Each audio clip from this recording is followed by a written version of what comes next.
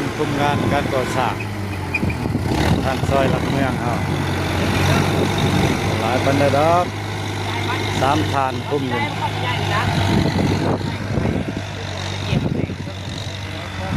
เดี๋ยวโทมสิ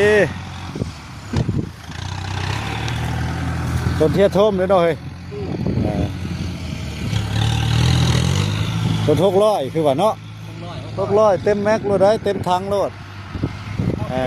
วันตีโลดนี่ไปอยากได้สั่งโลดเนาะจะพุ่งเงินให้ก็ยังบอกอีกวันนาเวทคุมงานมันนี่ก็พนับปอกงามทางบ้านเฮาบ้านนี่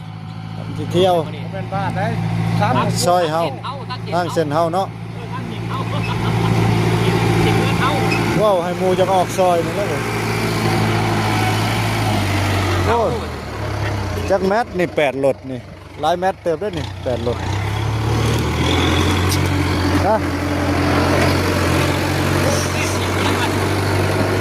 ตัดชิปได้ปะโอ้เพื่อฮอดผู้เจ้าว่าจะฮอด100ผู้จักเขาตะโกนพวกห่วงมากเส้นนี้มันเส้นออกมาทั้ง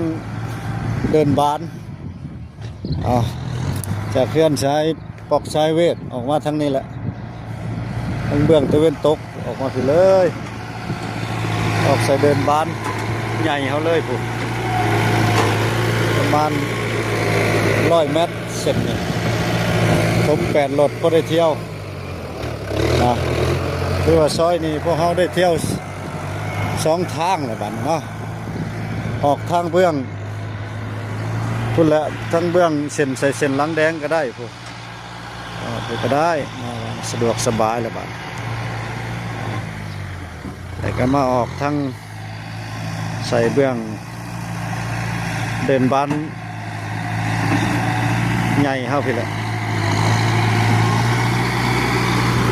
ขึ้นสมทบการก่อสร้างของคุ้มน้อยเฮานี่แหละงามแล้วบ้านเดินสะดวกคนเก่าหลายเติบยามฝนเรื่องแล้วบ้านนี้เรื่องแล้ว